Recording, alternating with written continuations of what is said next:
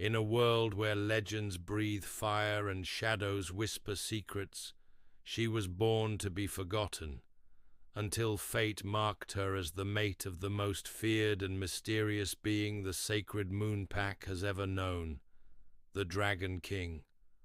But loving a legend comes with a price, and some fires burn too hot to tame. In the heart of the ancient obsidian mountains, where jagged black cliffs sliced through the sky and thunder whispered secrets to the stones, there lived a being few had seen and fewer dared to speak of, the Dragon King. Long ago, before the mountains turned cold and cursed, the Dragon King ruled over a prosperous kingdom hidden high in the clouds. His true name is lost to time, but legends call him Verakar, the flame of the sky. He was not just a king, he was a guardian, a creature of both man and beast, cloaked in scales like burning rubies, eyes glowing with wisdom and warning. His people loved him, for he brought rain to dry fields, warmth to cold nights, and fire to the hearts of those who had lost hope. But peace is a fragile thing. One dark season, a great betrayal shattered the Dragon King's world. Jealous of his power and blinded by greed, his closest general struck a deal with dark forces from the nether deep. A cursed fog swept through the kingdom, turning his people to stone where they stood. Parents clutching their children, lovers mid-embrace, farmers tending their crops, all frozen in time, never to awaken. The Dragon King's scream tore through the skies like lightning. With a fury unmatched, he unleashed his full power, burning the invading darkness to ash. But it was too late. His kingdom, once golden and alive, was now a graveyard of stone. Consumed by grief, Verakar carried the statues of his people deep into the mountains. There, in a hidden valley, he built a sanctuary of obsidian and flame. He vowed never to leave until he found a way to break the curse. The fire in his chest dimmed, and the skies above the obsidian mountains turned grey forevermore. Centuries passed. Kingdoms rose and fell. Roads turned to dust. But whispers of the Dragon King never faded. Travellers who dared cross the obsidian mountains spoke of a shadow with wings as wide as storm clouds, a roar that shook the bones, and a pair of eyes that burned with sorrow, not rage. They say he still watches, perched on his throne of volcanic rock, surrounded by the stone forms of his people, guardians, farmers, children, every face memorized, every name etched into his heart. Some say he speaks to them, tells them stories, promises that he has not forgotten them, that he will find a way. Once every 100 years, when the blood moon rises high and the air crackles with forgotten magic, a traveller is called to his domain. No one knows how or why. Some return, changed forever, their eyes wide with awe and their voices barely a whisper. Others are never seen again. One girl, a healer from a distant village, claimed to have met the Dragon King. She said his voice was like thunder muffled by tears, that he no longer raged, he mourned, and that he still searched ancient scrolls, sacred stones, and even mortal hearts for the answer to the curse. And perhaps one day he will find it. Until then, the obsidian mountains stand silent and grim, cloaked in ash and legend, and high above, beyond the reach of men and memory, a broken king waits, the last ember of a forgotten flame, the Dragon King, Verakar, watcher of stone, bearer of sorrow, keeper of hope. Born beneath a silver full moon, Aurora Heartsong entered the world just minutes after her twin sister, Celestia. From that moment on, the comparison began. They were the daughters of Beta Lyric and lunar healer Morel, destined to carry the strength and honor of the sacred moon pack. Celestia, with her radiant aura and commanding voice, took after their father in every way, a natural-born warrior with a spark that lit up every room. Aurora, quieter and softer, was always in the background, the twin who didn't shine quite as brightly. "She's the lesser twin," they'd whisper, not with malice, but with quiet certainty. Kind, yes, but not a leader, not like Celestia. Aurora learned to live in her sister's shadow. She didn't mind, at least that's what she told herself, while Celestia trained with the warriors and impressed the elders with her strength. Aurora wandered the woods alone, humming melodies to herself, speaking to the trees and listening to the whispers of the wind. Her mother said she had an old soul, a gift for sensing things others could not. Still, in a pack that valued power and presence, Aurora's gifts were overlooked. At ceremonies, Celestia stood in front, radiant in her ceremonial whites, receiving praise and blessings. Aurora stood beside her with folded hands and a soft smile. "You must be so proud of your sister," people would say. No one asked what Aurora dreamed of, or what made her heart stir. Her life was quiet, filled with healing herbs, silent moonlit walks, and whispered lullabies to restless pups. She helped in the infirmary, gathering roots and salves, wrapping wounds, and offering comfort with her calming presence. But no one wrote songs about the girl who soothed pain. No one praised her for her listening ear or her gentle wisdom. One day, a sickness spread through the pack, swift and strange. Warriors fell one by one, including Celestia. The healers were stumped. Nothing worked. Panic rippled through the sacred moon like a cold wind. Aurora, unassuming and easily forgotten, stepped forward. She had seen this illness before. In a forgotten corner of an old healer's tome, her mother had tossed aside long ago. She remembered the mixture of bitterroot and nightshade, the exact way to balance it so it healed instead of harmed. No one believed her at first.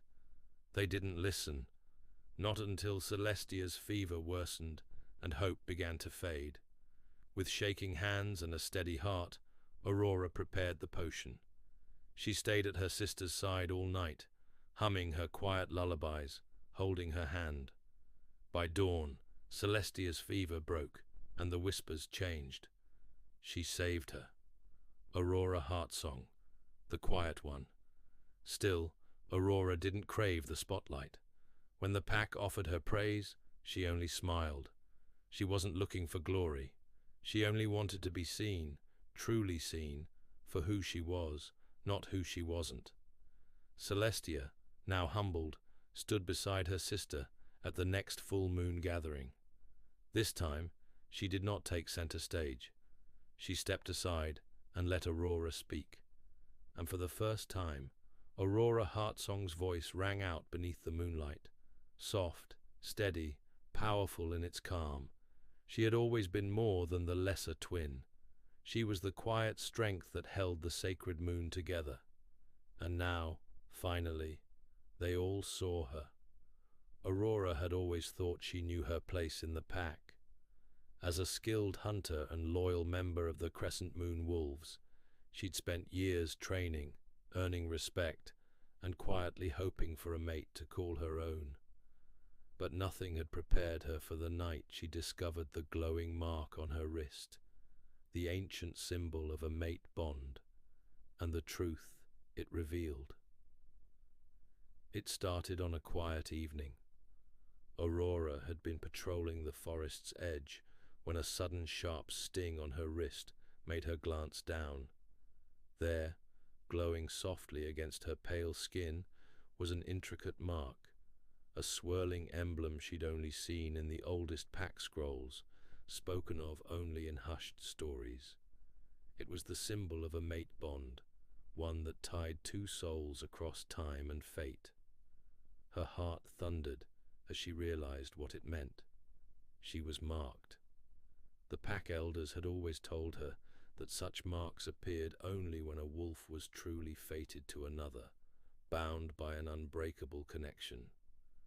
But Aurora had never expected to bear one, not now, and certainly not like this.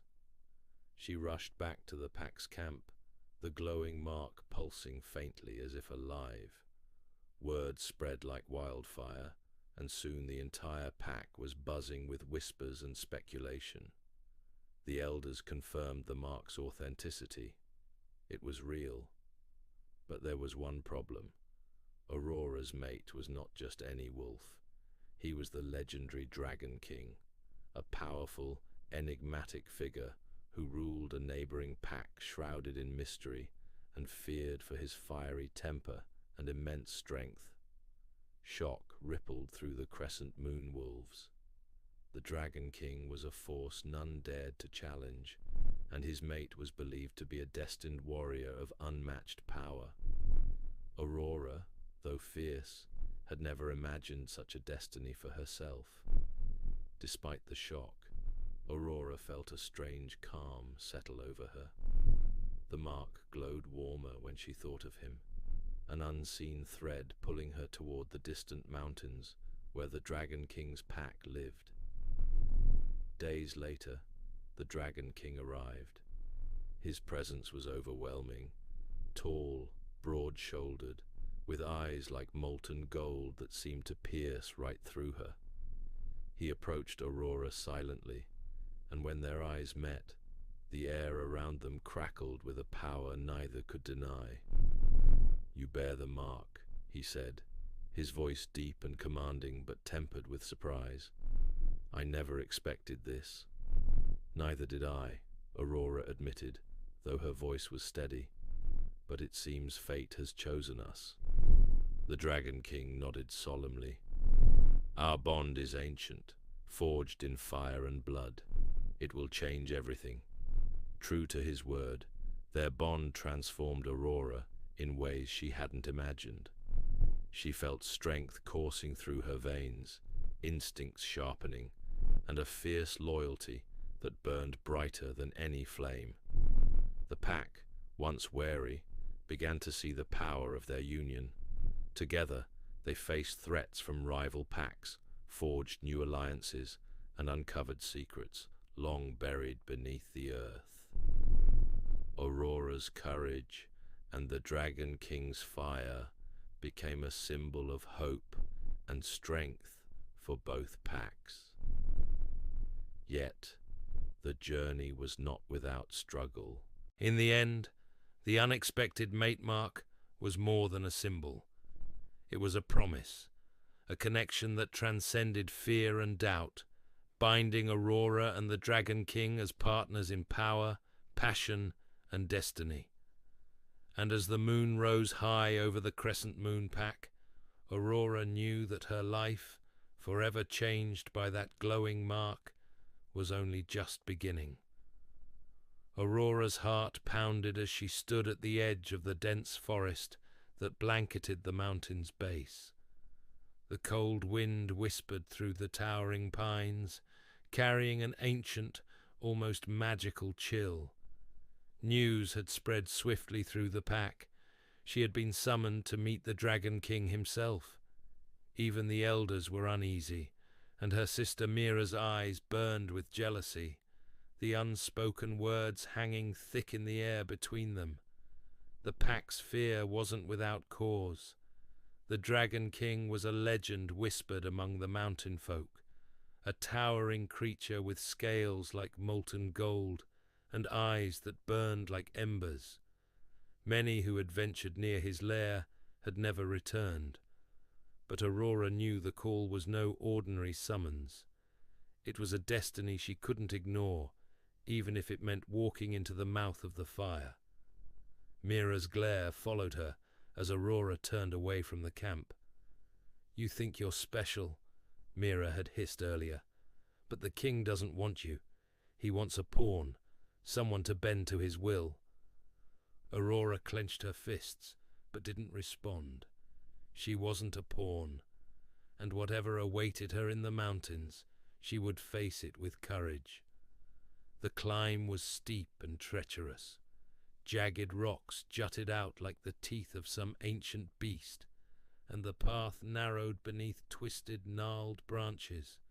The air grew warmer as she ascended, the scent of smoke and sulphur thickening.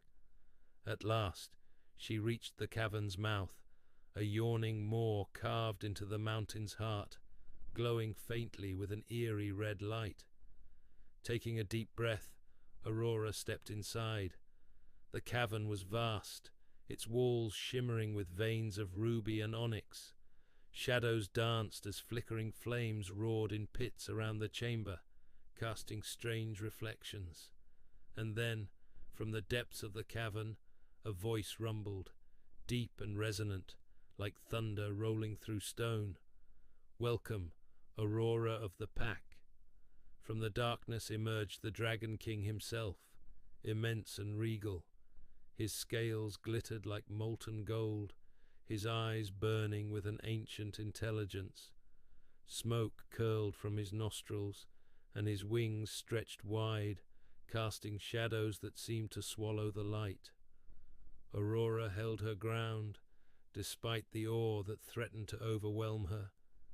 "You have been called for a reason," the Dragon King said. "The balance of the mountain is shifting. Darkness stirs beyond the peaks, threatening to consume all. Your pack's courage, your heart, has reached me. You have the strength I seek." "Why me?" Aurora asked, her voice steady despite the weight of the moment. The Dragon King lowered his massive head, eyes narrowing. "Because you are not like the others. You listen to the mountain's whispers, you do not fear its silence, and you hold the flame of hope, even in the darkest nights." Aurora's mind raced. Could she truly be the one to stand against the coming shadow?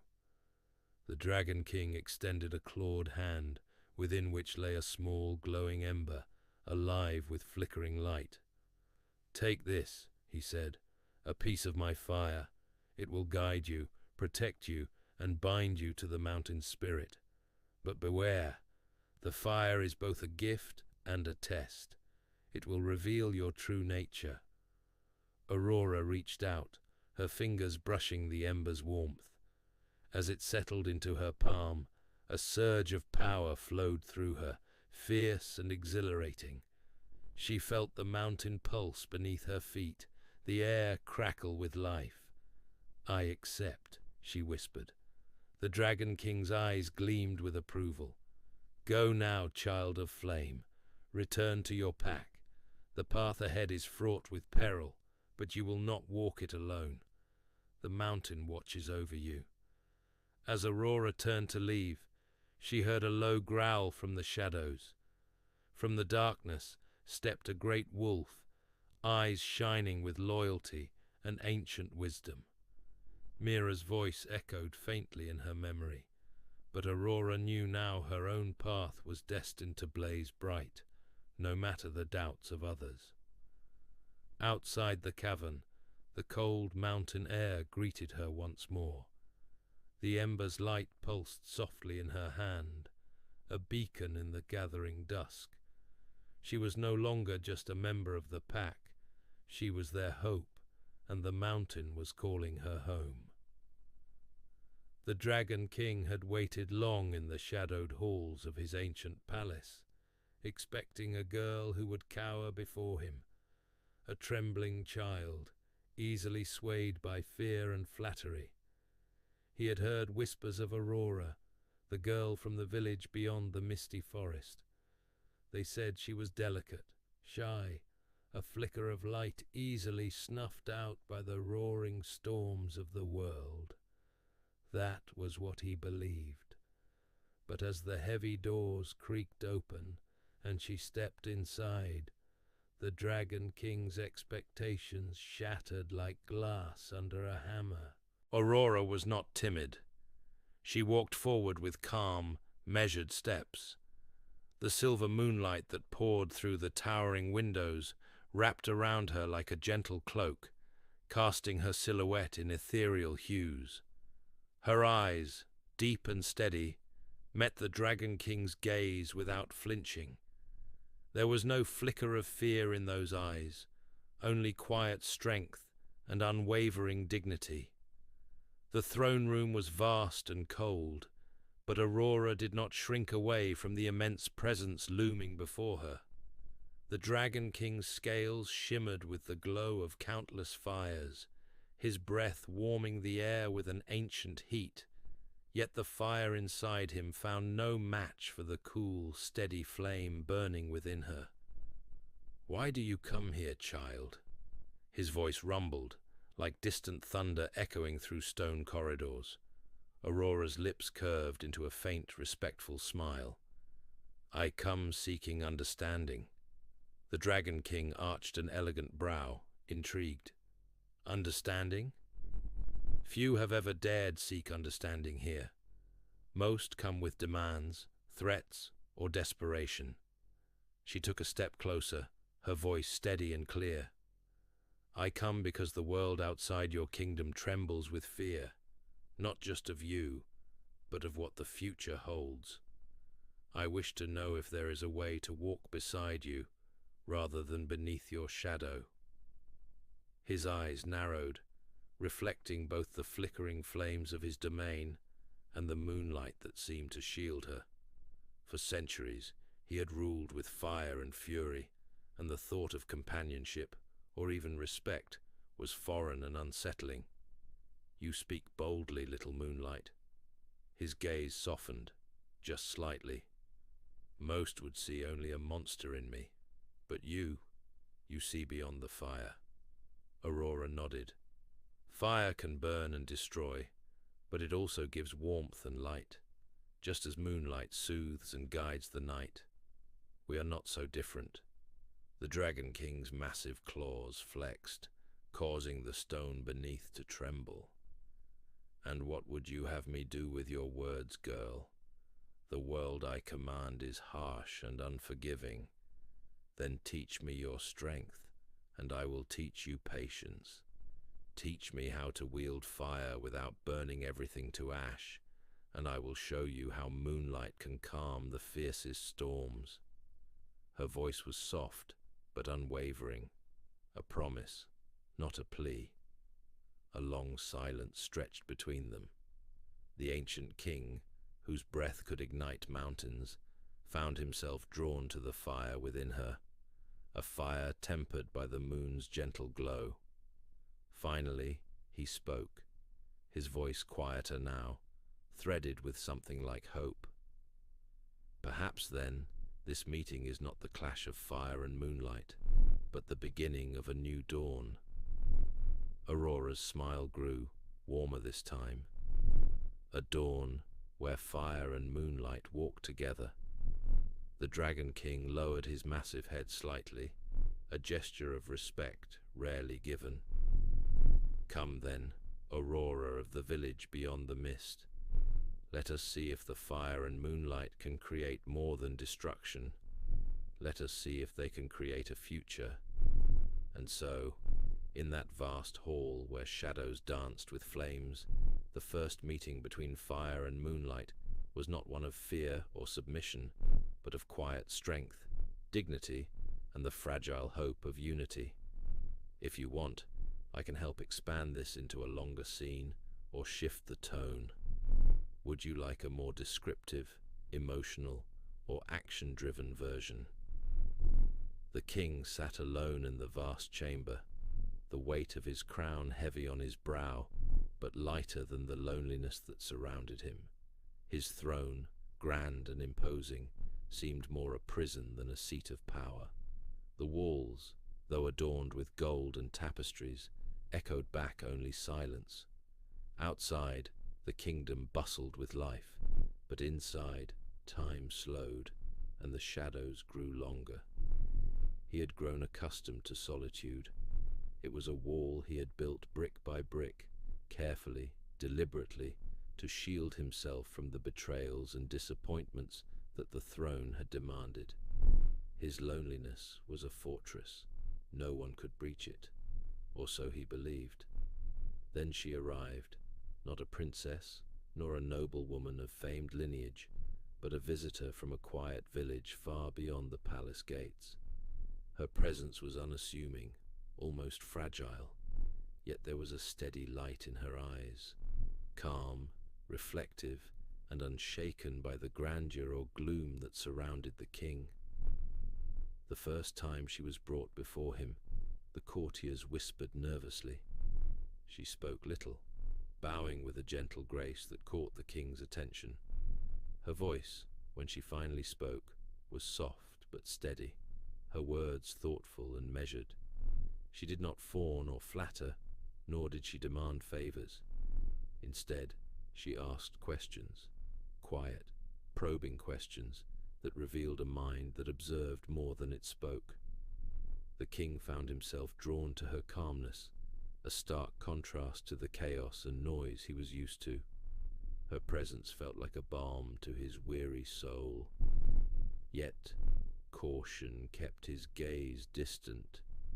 Years of ruling had taught him that trust was a luxury he could ill afford. Still, curiosity won over caution. He allowed her to stay within the palace walls, not as a subject, but as a quiet companion. She wandered the halls freely, observing the flickering torches, the intricate carvings, the tapestries telling stories of battles long past. She did not seek the throne or the power it held. Instead, she seemed interested in the man behind the crown, the king who hid behind his walls of loneliness. In the days that followed, the king noticed small changes within himself.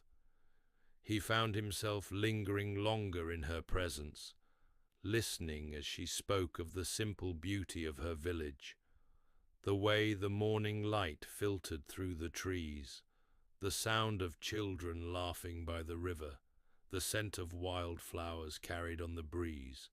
Her calm nature challenged his solitude. She did not try to fix him or offer hollow comforts.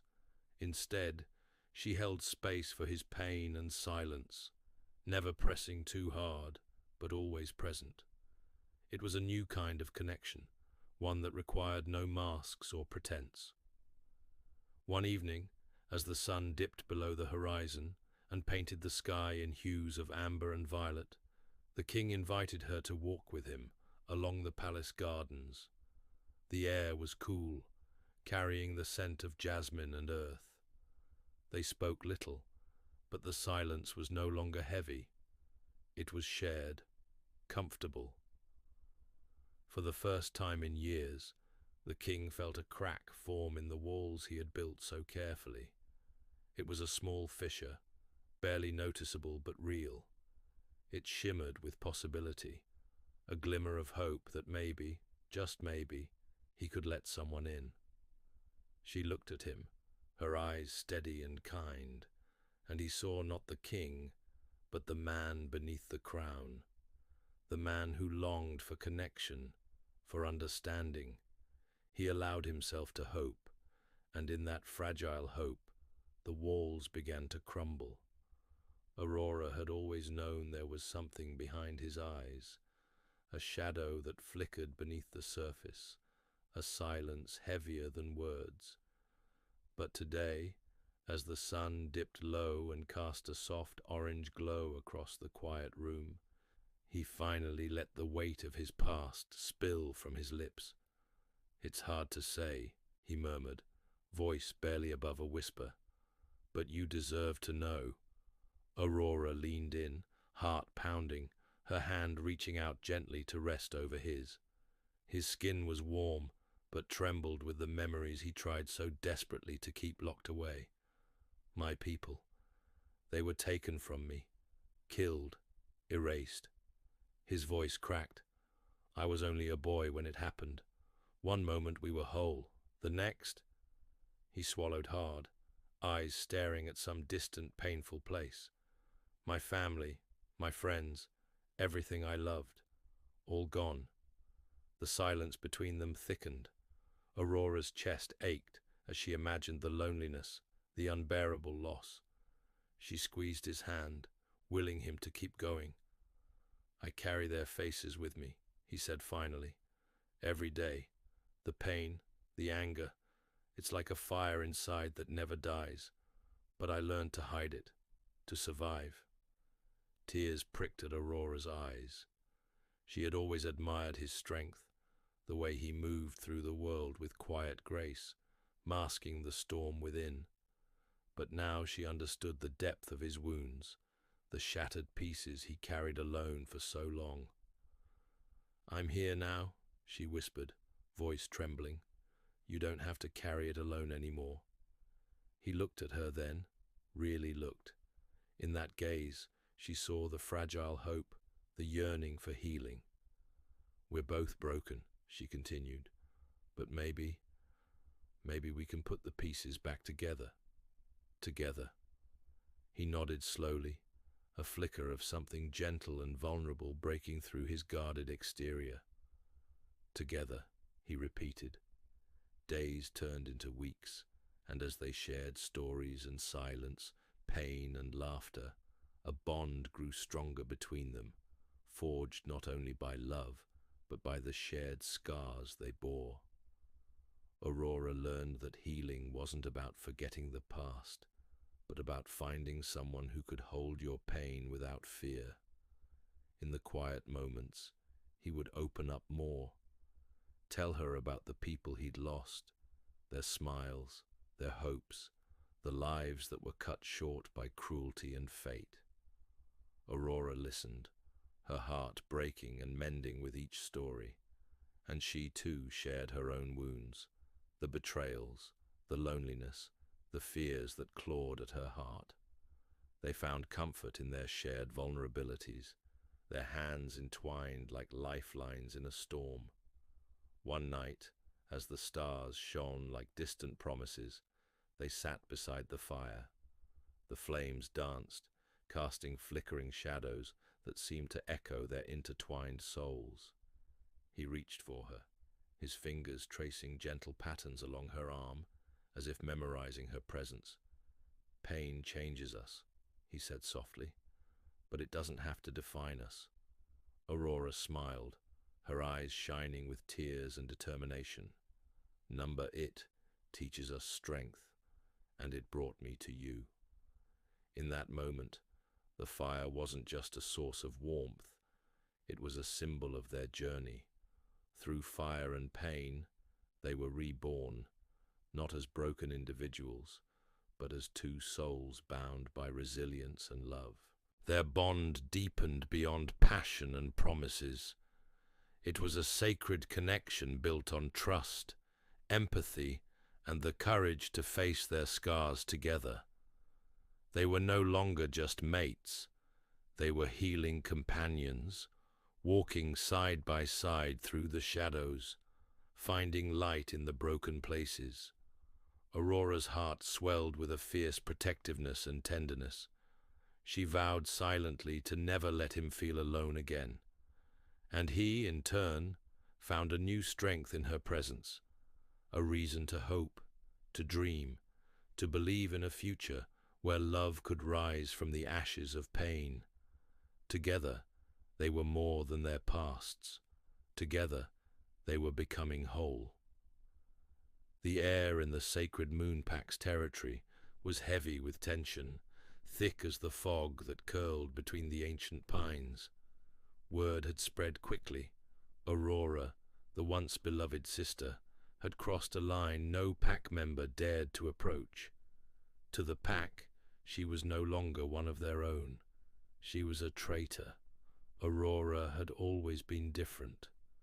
While the others clung fiercely to tradition, she sought something beyond the boundaries of the pack's ancestral land, a secret she believed would protect them all. But the elders, and many among the pack, saw only betrayal. How could she abandon their ways? How could she align herself with outsiders and threaten the fragile balance the pack had maintained for generations? Whispers followed her everywhere. The sacred Moonpack's loyalty was sacred, and Aurora had shattered it. Her sister Selene, once a gentle soul, now burned with a cold fire. Her heart ached with confusion and fear, but the pack's survival mattered more. Aurora's discovery, rumored to be a powerful ancient artifact or a forbidden alliance, was dangerous. It could bring ruin if left unchecked. Selene and the council agreed. Aurora had to be brought back. If she refused, what she had found must be destroyed. Under the cover of darkness, Selene gathered the fiercest warriors. Faces hardened by years of hunting and battle stared back at her. There was no room for doubt, no space for mercy. They called themselves the Rescuers, but in truth, they were executioners cloaked in the guise of salvation. Selene's voice was steady as she laid out the plan. Aurora believes she is protecting us, but she has blinded herself to the threat she carries. We cannot allow her to endanger the pack. We go not only to bring her home, but to end whatever she has uncovered before it consumes us all. The warriors nodded, the weight of their mission pressing down like the night itself. To face Aurora was to face a sister, blood-bound, but now divided by ideals and secrets. The pack's unity was fracturing, and the cost of this mission could be more than just one life. Far away, Aurora felt the chill of the coming storm. She had sensed the shift, the cold eyes watching from the shadows, the rustle of footsteps in the underbrush. The pack was coming for her.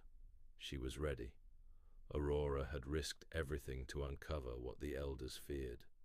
A truth buried deep beneath the moonlit forests, a power ancient and untamed.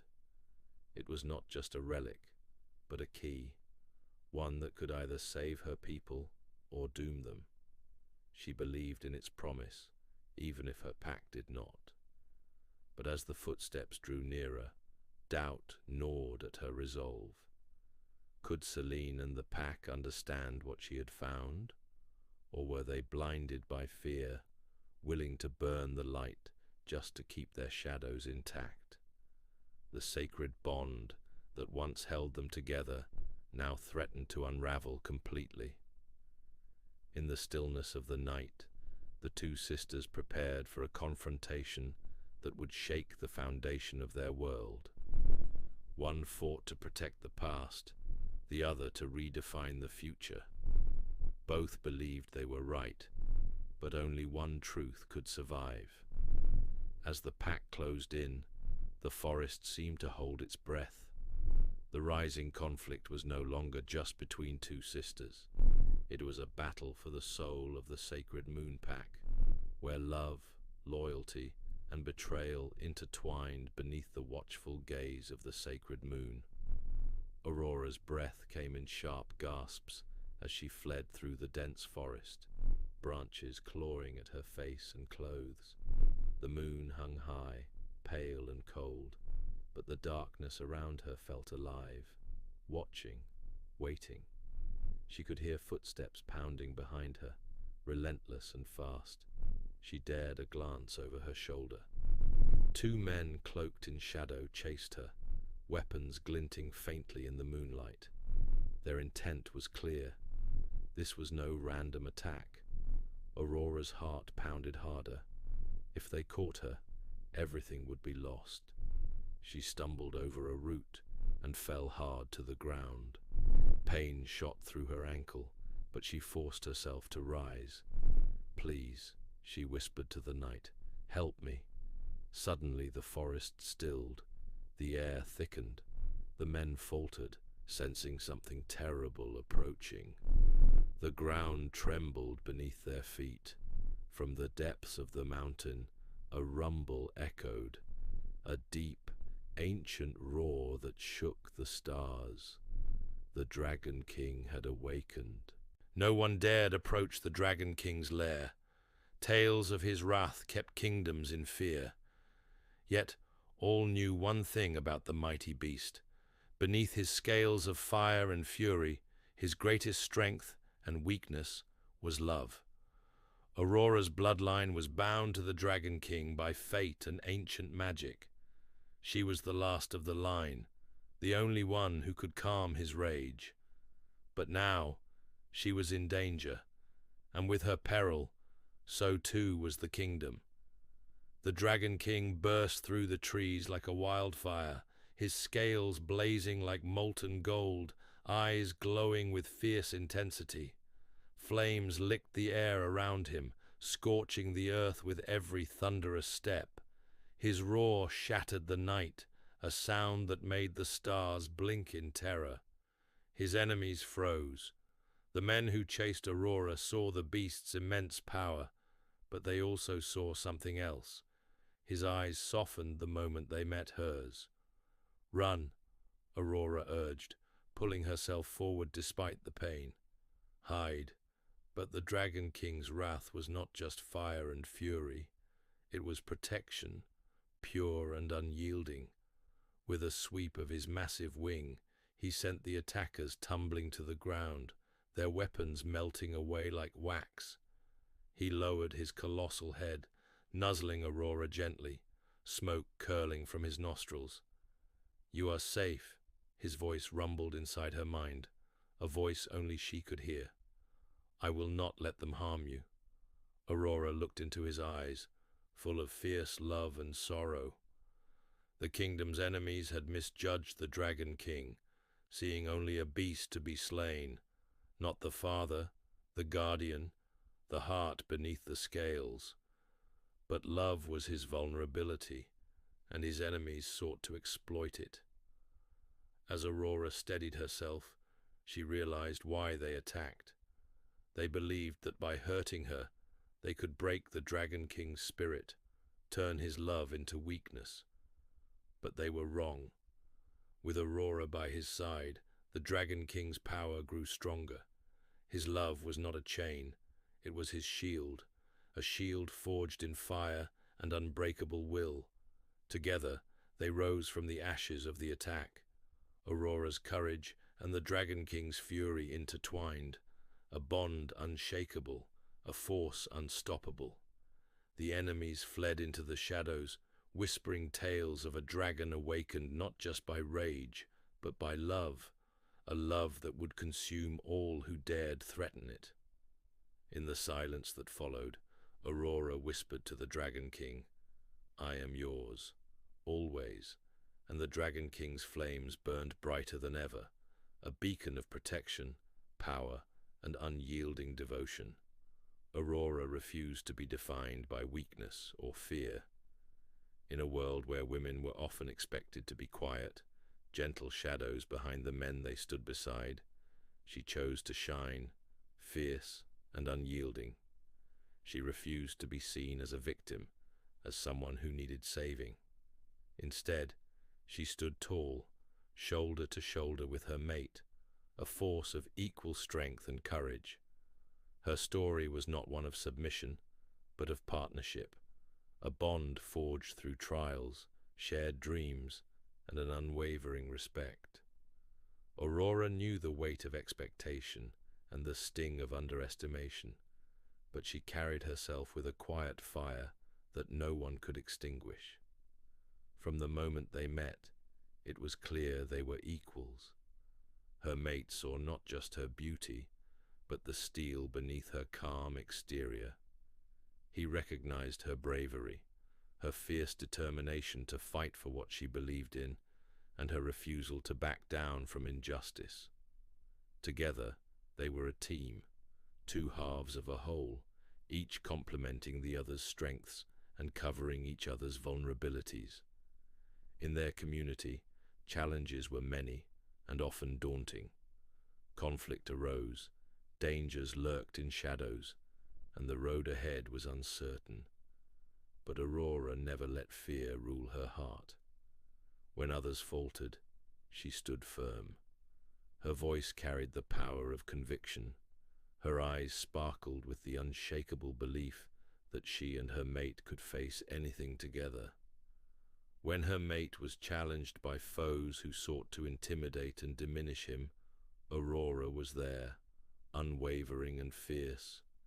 She was not a silent spectator or a fragile damsel in distress. She was a warrior in her own right, stepping forward to confront threats with sharp words and steady hands. She matched every insult, every threat, with a bravery that turned the tide. Aurora understood that standing beside her mate meant more than loyalty. It meant equality in every sense. They planned together, fought together, dreamed together. Her opinions mattered. Her strength mattered. Her presence was a beacon of hope and courage to those who watched from the sidelines. People often asked if she feared being overshadowed, if standing beside a man meant losing herself. Aurora's answer was always clear. Standing beside her mate did not mean giving up her identity. It meant sharing it, amplifying it. They were partners, not owner and owned. Allies, not rivals. The world had tried to label her as fragile, as weak, as someone who must yield. But Aurora refused to accept those labels. She wore her scars with pride, badges of battles fought and won. She taught those around her that strength came in many forms, in compassion, in resilience, in the courage to say no, and in the determination to protect those you love. Her mate admired her not just for her bravery in battle, but for the strength she showed in the quiet moments, the way she held her head high when the odds were stacked against them, the way she stood firm when others doubted, the way she nurtured their bond with fierce loyalty. Together, they were unstoppable. Aurora's ground was sacred, and she defended it with every fiber of her being. She refused to be a victim, because she was so much more. She was a warrior, a partner, a force of nature who would stand and fight beside her mate, not behind him. And in that unity, they found power beyond measure. Their love was not a chain, but wings, wings that carried them through storms, through darkness, and into the light of a new day, where equality was not just an ideal, but a lived reality. Aurora stood her ground, not because she had to, but because she chose to. She chose to be seen as she truly was, brave, fierce, and equal. And in that choice, she changed everything. The sky burned crimson as the first clash of the battle of blood and flame erupted across the scorched plains. The earth trembled beneath the roar of dragons, the thunder of the pack's warriors, and the chaotic howls of rogue forces, each vying for dominion in a war that would decide the fate of their world. Aurora stood atop a jagged hill, her eyes blazing like twin stars in the darkening sky. Her silver hair whipped in the fiery wind, and her hands glowed with an ethereal blue light, the ancient magic of the pack, gifted to those chosen to protect the sacred bond between humans and dragons. Beside her, the Dragon King, a colossal beast of scales that shimmered like molten gold, unfurled his mighty wings, ready to unleash torrents of flame upon their enemies. For centuries, the pack and dragons had lived in harmony, their alliance forged by blood and trust.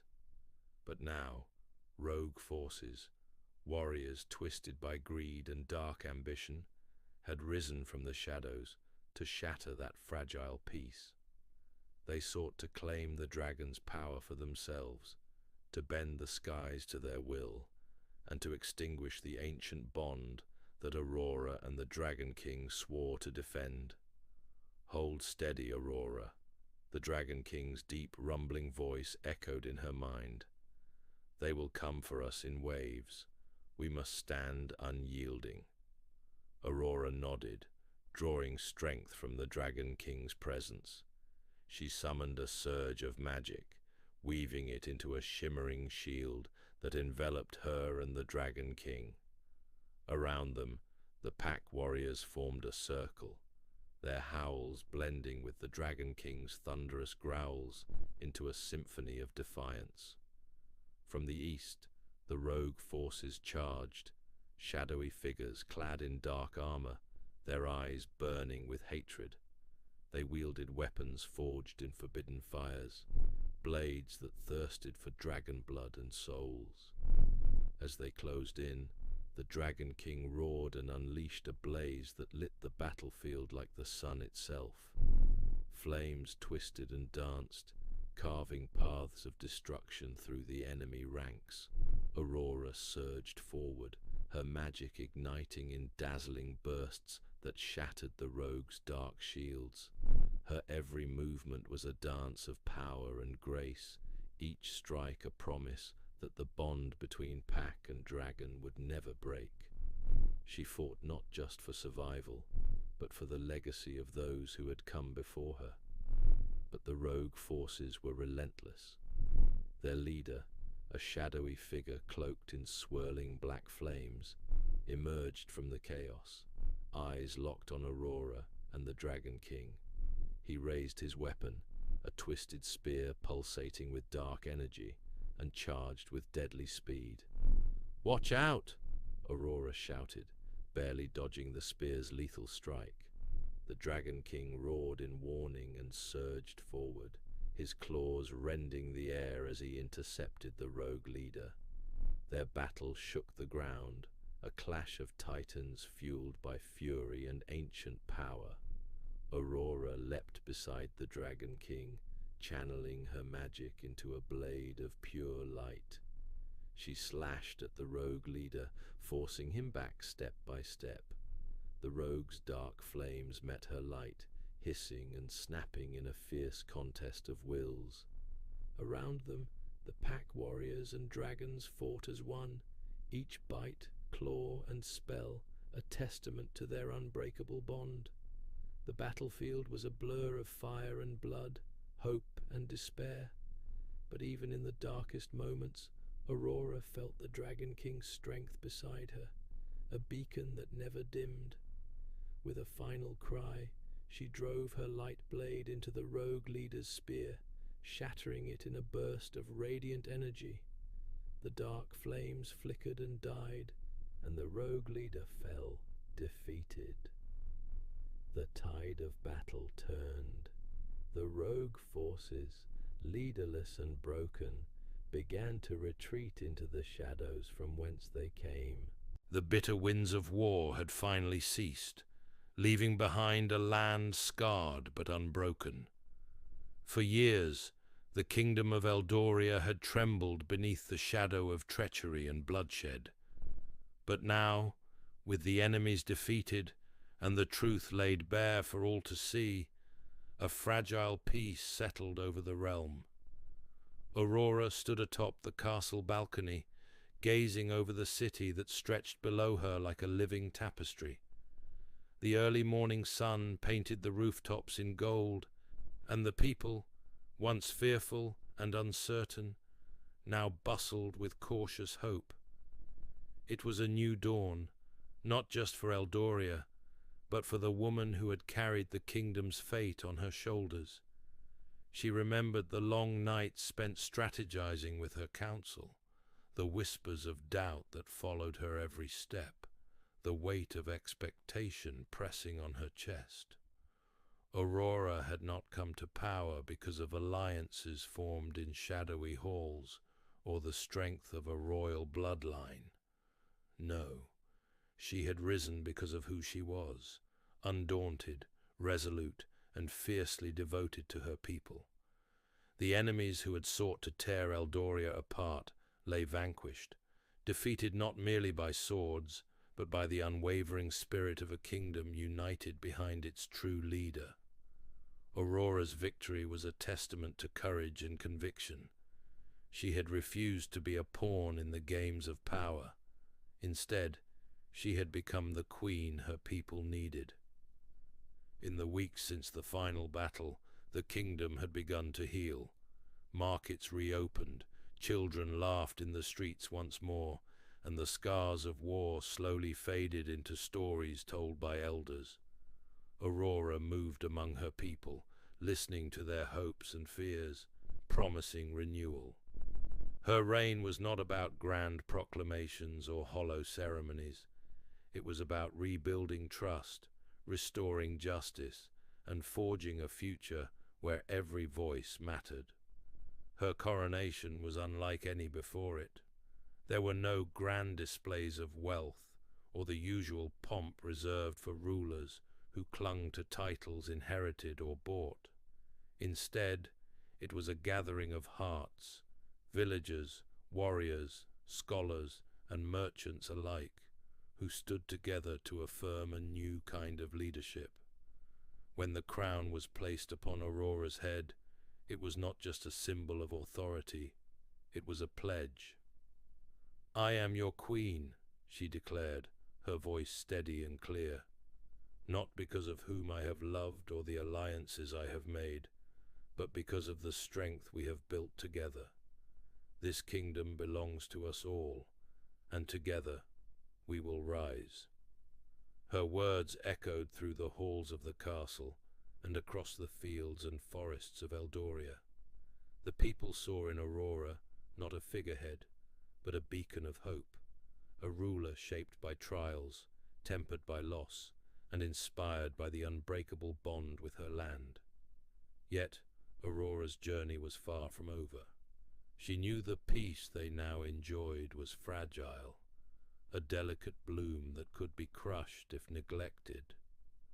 There were challenges ahead, repairing fractured relationships with neighboring realms, strengthening defenses without provoking fear, and guiding her people through uncertain times. But she was ready. With each passing day, Aurora proved that leadership was more than a title. It was a choice to serve with humility and courage, to listen when it was easier to command, and to act decisively when the future hung in the balance. Her reign became a beacon of fairness and wisdom, a sharp contrast to the greed and ambition that had once nearly destroyed Eldoria.